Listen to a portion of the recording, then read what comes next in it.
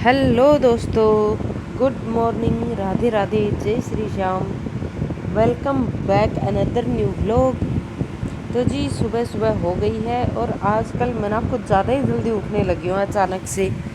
दोस्तों, बीमार होने का एक फ़ायदा ये हुआ कि मैं थक बहुत ज़्यादा जाती हूँ दिन में, और शाम को मैं जल्दी सो जाती हूँ और सुबह सुबह मैं जल्दी उठ जाती हूँ। और आजकल मैंने सुबह सुबह मॉर्निंग वॉक करने का एक अलग ही पाल लिया है अपने मन में। तो आजकल मैं वॉक कर लेती हूँ सुबह सुबह उठ के 15-20 मिनट की। फिर जी सूर्य देव निकल आए थे तो सूर्य देव के किए अच्छे से दर्शन। और अब चलिए दोस्तों, बनाएंगे चाय वाय। अच्छा, इस टाइम ना 6 बज गए थे और मैं 5:15 5:30 बजे उठ गई थी। फिर बनाई मैंने चाय और ये देखिए दोनों हमारे चुन्नू मुन्नू सो रही हैं, दोनों की दोनों। Hi guys, welcome back to my channel. Good morning, Radhe Radhe, जय श्री श्याम। कैसे हैं आप लोग? I hope you all are doing well and we all are fine. और अभी हो गया है सुबह का टाइम। अच्छा, सुबह का टाइम नहीं, अभी काफ़ी टाइम हो गया, लगभग 8 बज गए हैं। और आजकल ना बीमार होने के बाद मेरी थोड़ी आदत सुधर सी गई है, बोले तो मैं सुबह जल्दी उठने लगी हूँ आजकल। तो अभी मैं बच्चों के लिए देखिए दूध गर्म कर रही हूँ। तो बताइए आप लोग, क्या चल रहा है ज़िंदगी में? मौसम किस तरह का है? हमारे यहाँ पे कल ना थोड़ी सी बारिश हुई थी, ज़्यादा तो नहीं हुई लेकिन थोड़ी बहुत हुई थी। तो बस धूल मिट्टी नहीं उड़ रही और तो सब ठीक है। और अभी मैंने चाय बना के तो पी ली है, मैंने आपको दिखाई थी थोड़ी बहुत। मैंने आज वॉक भी कर ली थी ना उठ के, तो काफ़ी अच्छा फील हो रहा है। और चलिए अब बच्चों के लिए दूध गर्म कर देती हूँ। लगभग 8 बज गए हैं तो अब बच्चे उठे हैं और बस अब साफ़ सफाई करूँगी। अच्छा, कल ना गुरुवार था तो कल पोछा वोछा कुछ भी नहीं लगा था। और आज है शुक्रवार, तो 14 है शायद आज की डेट। तो चलिए 14 जून आज, और मैं करूँगी घर की पूरी साफ़ सफाई। और वो देखिए मेरे पीछे कपड़ों का क्या ढेर लगा हुआ है, मुझे वो भी क्लीन करना है। वॉशिंग मशीन में कल के कपड़े डले हुए रखे हैं, मुझे वॉशिंग का भी लोड लगाना है। और एक्चुअली एक नहीं, 2 ही लगाना है। और मेरे हस्बैंड की कुछ पैंट्स टंगी हुई हैं जो कि मुझे हैंड वॉश करनी है।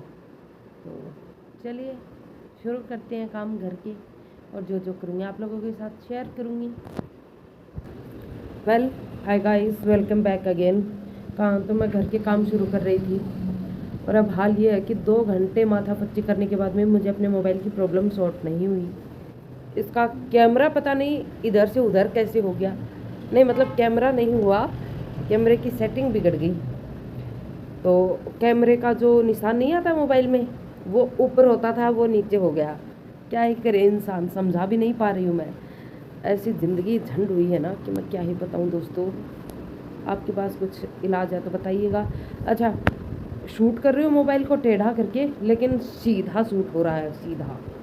क्या ही करें इंसान, जब कुछ ना पता हो। मुझे 5 साल हो गए दोस्तों मोबाइल लिए, लेकिन मैंने आज तक कभी अपने मोबाइल की सेटिंग के साथ छेड़छाड़ नहीं की। पता नहीं, रात में मैं नींद में भी फ़ोन के साथ छेड़छाड़ करती हूँ क्या? रात में सोई थी तब तो सही था।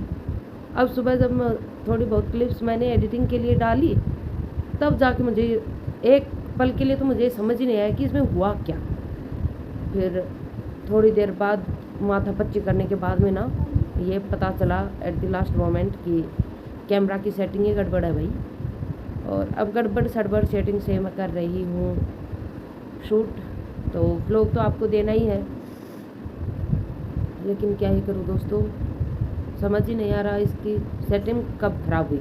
अरे मैं तो उस कंडीशन में हूँ, मैं तो अपने बच्चों का नाम भी नहीं ले सकती कि इन लोगों ने बिगाड़ दी, कि बच्चों तुम लोगों ने मेरे फ़ोन को छेड़ दिया। अरे ये तो फ़ोन बेचारे कभी सदियों में भी एक बार नहीं लेते हाथ में। क्या ही करूँ, और कोई घर में है नहीं, हम ही 3 माँ बेटियाँ हैं।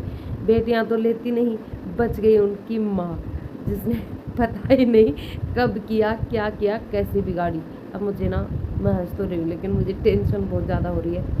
वैसे भी जब मैं व्लॉग नहीं बनाती थी ना, तब भी मेरे फ़ोन के साथ अगर कुछ ऐसी छोटी मोटी भी गड़बड़ सड़बड़ हो जाए ना, तो मुझे ये चीज़ मंजूर नहीं होती थी। इनफैक्ट मेरे फ़ोन की अगर एक फालतू फ़ोटो भी डिलीट हो जाए ना, तो वो भी मुझे मंजूर नहीं होती थी। और आज देखिए अपने फ़ोन के साथ सतर्कता बरतने वाली लड़की ने खुद ने क्या कांड किया है। खैर चलिए, मुझे ब्लॉग तो शूट करना ही है, तो मैं ब्लॉग शूट करूँगी। पिछले 2-3 घंटे से लगी हुई हूँ, कुछ नहीं हुआ दोस्तों, कुछ भी नहीं। वेल चलिए, लगते हैं घर के काम में, वो तो करना ही पड़ेगा। चलिए दोस्तों, एक बार फिर से चाय पी के दिमाग को गर्म करते हैं और फिर आ गई मैं किचन में काम करने के लिए। अच्छा, मैंने ना अपने पूरे घर को अच्छे से धो दिया था आज।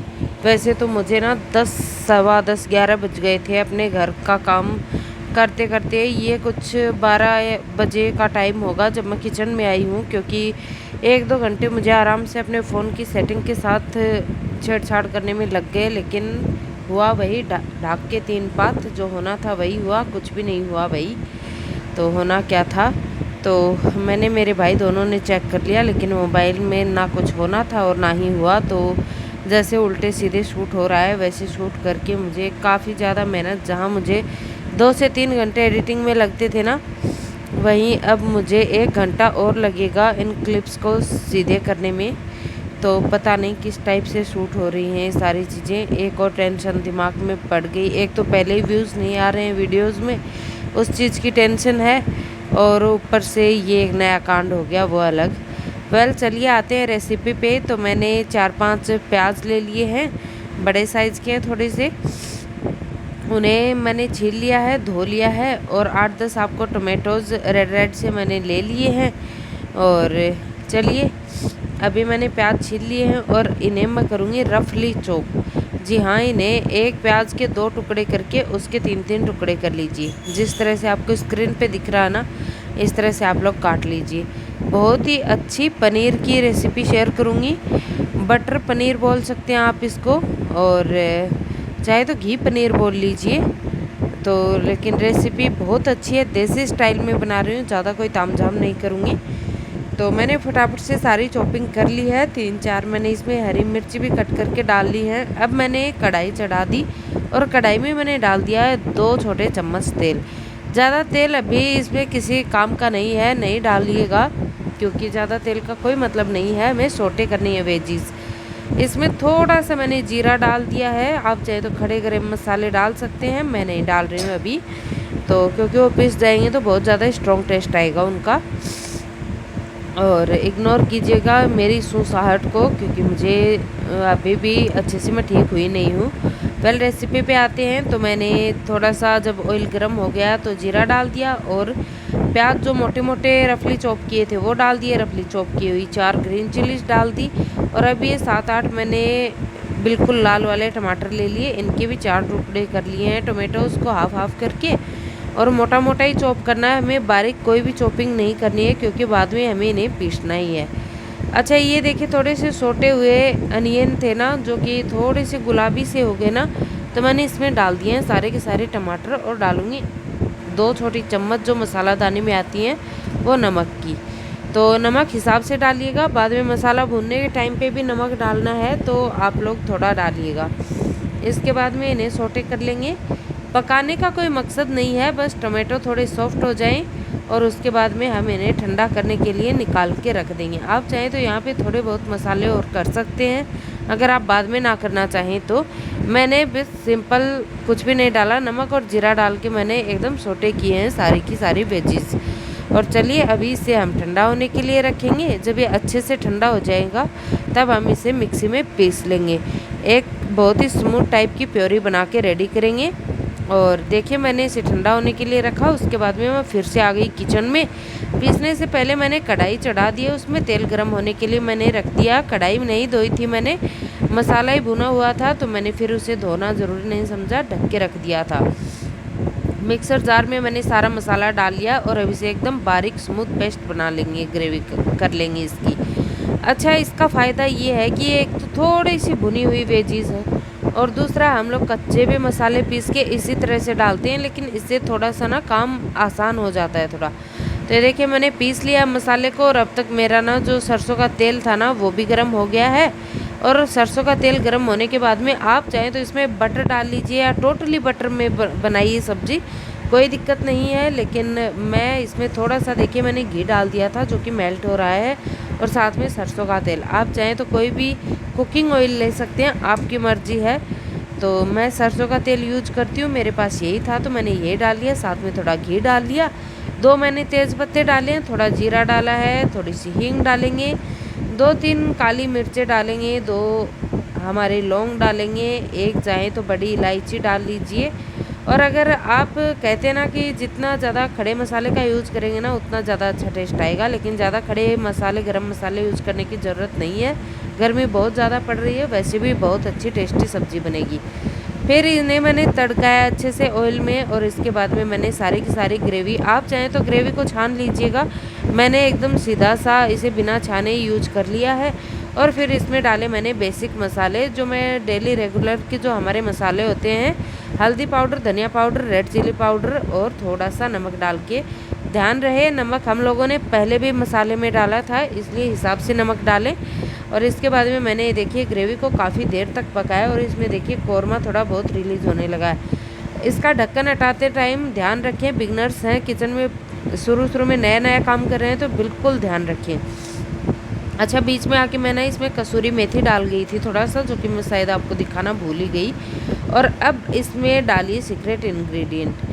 तो सीक्रेट इंग्रेडिएंट ये था कि आपके पास चाहे तो आपके घर के दूध की फ्रेश मलाई डाल लीजिए, बहुत अच्छा टेक्सचर आएगा, मलाई घी छोड़ेगी, तो फिर कौरमा भी अलग से रिलीज़ हो जाएगा। ऐसी ग्रेवी वाली सब्जियों में ना तेल वगैरह थोड़ा ज़्यादा जाता है, लेकिन मैं थोड़ा कम ही डालती हूँ हेल्थ कॉन्शियस की वजह से। और इसकी जगह पे आप चाहें तो अमूल की फ्रेश क्रीम ले लीजिए, लेकिन मैंने डाला है सिंपल हमारे घर का गाय का जो दूध था ना, मेरे पास वही था तो मैंने वही डाल दिया। उसके बाद मैंने इसे 2-3 मिनट और पकाया, और देखिए ग्रेवी हमारी एकदम स्मूथ गाढ़ी हो गई है। तो अब मैंने बस इसमें डाल दिया है अपना ये जो पनीर था, मेरे घर का बना हुआ पनीर था, एकदम स्मूथ सॉफ्ट। तो मैंने डाल के इसे 2 मिनट पकाया, और उसके बाद में मैंने बना ली रोटियाँ। ये था हमारा सिंपल सा आज का लंच, पनीर बटर मसाला और साथ में रोटी। और ये ऑनियन जो गोल गोल कटी हुई थी, खुशी को काफ़ी ज़्यादा पसंद है, वैसे उसे ऑनियन ही बहुत ज़्यादा पसंद है, तो फिर मैं कट कर देती हूँ। वैसे हम सभी खा लेते हैं। और फिर देखिए मैं आ गई एक आज हैवी सा काम लेके हमारे घर का। खाना वाना खाने के बाद में ना, ये मैं पहले भिगो गई थी, और इसके बाद में मैं फटाफट से आ गई थी वॉशरूम में इसे धोने के लिए। अच्छा, दिन था शुक्रवार का, तो मैंने सोचा था कि चलो मैं अपने हेयर वॉश वगैरह करूँगी, तो फिर मैं नहाऊँगी भी, तो मैं वॉशरूम वगैरह अच्छे से क्लीन कर दूँगी। घर भी मेरा पूरा साफ़ सुथरा मैंने कर दिया था, लेकिन पहले खाना बनाना था क्योंकि बच्चों को भी भूख लगने लगी थी अब तक। और ये देखिए ये दरी है, अच्छा कपड़े की बनी हुई होती है, पता नहीं किस चीज़ पे बनाते हैं, हमारे इस साइड राजस्थान में ना इन्हें बनाया जाता है। मेरा देखा हुआ है ये काम, मेरे ताऊजी लोग जो थे ना वो बनाया करते थे इन दरियों को, लेकिन अभी आजकल हाल फिलहाल में मैंने नहीं देखी है ये सारी चीज़ें। और देखिए इसमें कितनी ज़्यादा गंदगी है। एक तो ये फर्श पे बिछाई जाती है, वैसे बिछाने को तो आप इसे बेड पे बिछा सकते हो, लेकिन हम लोग इसे फर्श पे डाल के रखते हैं, मैं तो इन्हें। और फिर ये बाहर छत पे भी डली हुई रहती है, बच्चे खेलते रहते हैं, पढ़ते रहते हैं, तो सर्दियों में तो ये धुली नहीं थी। और अब भी ये कुछ दिन पहले ना इतनी ज़ोर की आंधी तूफान आया था, फिर बारिश आ गई, इन चक्करों में ना इतनी गंदी हो गई कि इसमें धूल मिट्टी डस्ट बहुत ज़्यादा हो गई। तो इसे धोने का आसान तरीका मैं आपको दिखा रही थी कि इसे पहले कुछ देर ना भीगने के लिए रख दें अच्छे से, और फिर ना इसमें सरफ बर्फ डाल के और थोड़ा सा ना पैरों से इधर उधर करके अच्छे से रगड़ रगड़ के रख दें। उसके बाद में इसे मैंने लगभग 1 घंटे के लिए मैंने छोड़ दिया था, जब तक खाना बनाया इतनी देर। और उसके बाद में मैंने इसे अच्छे से इसके ऊपर चढ़ के अच्छा खासा मैंने कूद कूद के डांस किया। इतना हैवी खाना खाया था ना, तो वो भी पचाना था भाई, और मेरा पेट और निकल आता, फिर वही होता है ना, मोटापा और बढ़ जाता है। इसीलिए मुझे अपना खाना भी तो किसी तरह पचाना था। अब दोपहर में कहीं जा तो सकती नहीं थी घूमने घामने के लिए, तो मैंने सोचा चलो इसी पे कूद लिया जाए। तो इसी पे कूद फांद के मैंने इसे अच्छे से धो लिया। अच्छा, अभी ना मैंने फटाफट से ना अपने बाथरूम की और बाकी की जो डीप क्लीनिंग थी ना, वो तो मैंने कर दी थी, इसे भिगोई थी उसी टाइम। अब ये फर्श रह गया था तो इसे मैंने क्लीन कर दिया। बाकी मैं जब नहाऊंगी ना तब इसे और अच्छे से मैं क्लीन करके आ जाऊंगी।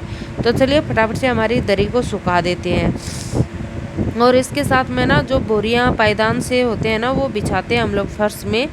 तो वो भी ना मैंने धो के सुखा दिए थे। अब इतनी हैवी को ऊपर तार पे नहीं सुखा सकती थी और मेरे पैर ही जल गए इतनी धूप में। और वो देखिए मैंने डंडे पे उसे अच्छे से सुखा दी है। तो आपको अगले वाले व्लॉग में दिखाऊंगी वो कैसे धुल के साफ़ हुई थी। हेलो दोस्तों, वेलकम बैक अगेन। और देखिए पसीना कितना ज़्यादा आया हुआ है क्योंकि मैंने ना बाथरूम वाथरूम सब कुछ वॉश कर दिया है।